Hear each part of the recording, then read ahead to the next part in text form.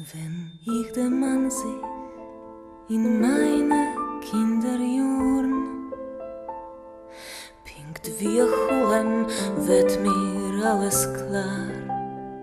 Wie seht euch das Stiebele, wo's hat amul geglanzt? Sie blieb noch das Beimele. Well, there's other ways to get to heaven besides climbing on top of each other. And in the Jewish tradition, especially right before Rosh Hashanah, and it's only less than 3 weeks to the new year, so I think this story will be especially good. We expect our rabbis, the Rebbes, to intercede for us in heaven so that we can be inscribed for a good year in the book of life. And that's what happens in this next story. It's a literary story, not a folktale. It's by Loeb Peretz, a late 19th century Yiddish writer.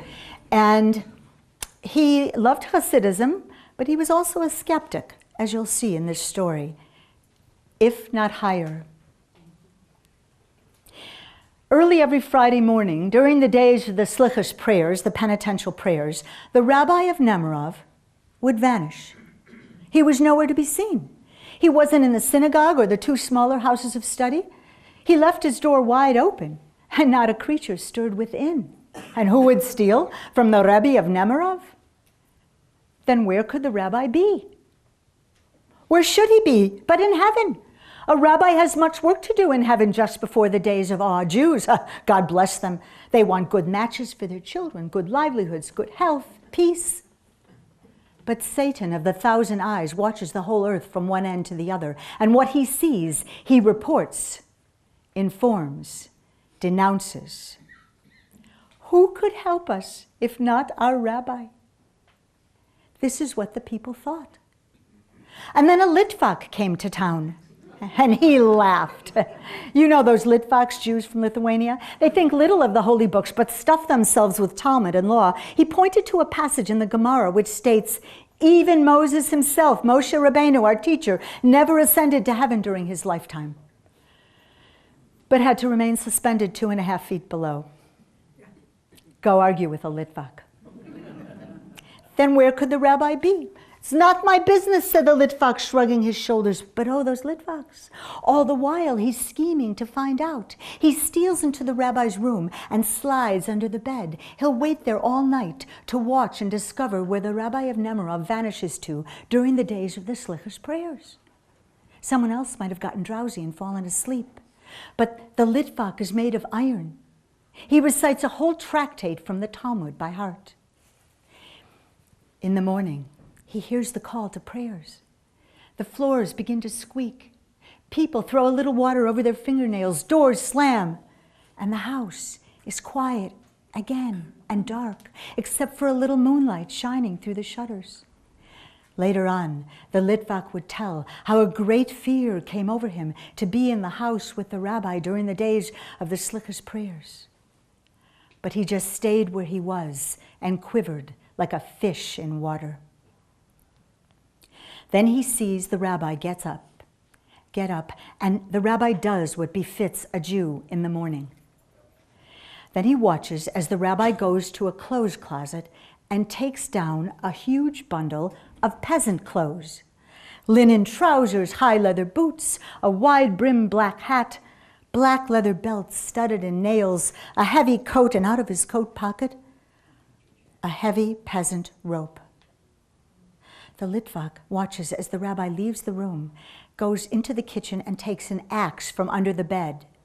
He puts the axe in his belt and leaves the house. The Litvak follows. The hushed dread of the days of awe hangs over the city streets.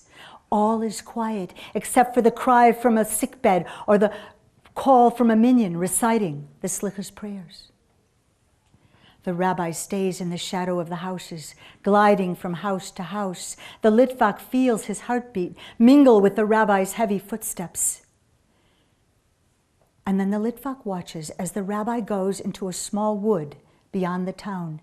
He stops at a small tree, takes the axe out of his belt, chops down the tree, chops the tree into logs, the logs into sticks, bundles up the sticks with his heavy peasant rope, puts the bundle on his back, and goes back into the town.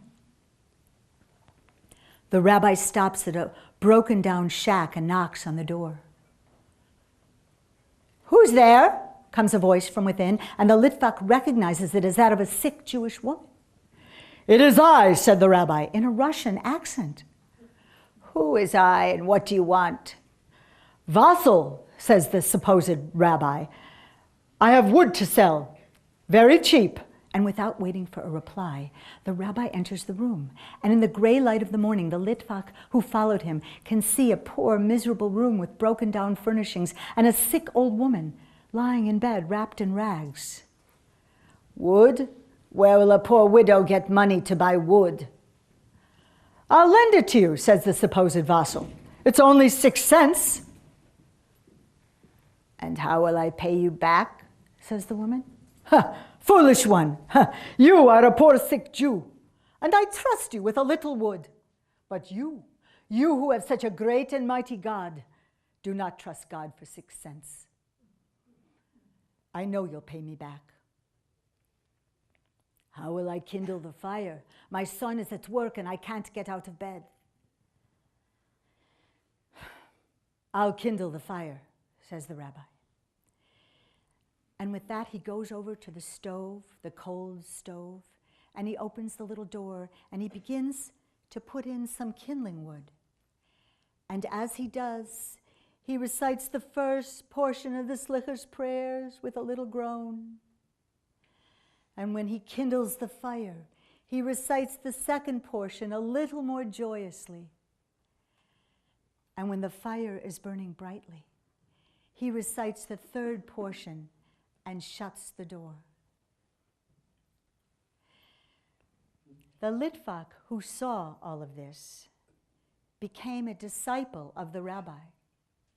And ever after, when some disciple or other would say that the Rabbi of Nemirov ascends to heaven during his lifetime, the Litvak does not laugh. Instead, he says quietly, "Heaven, if not higher."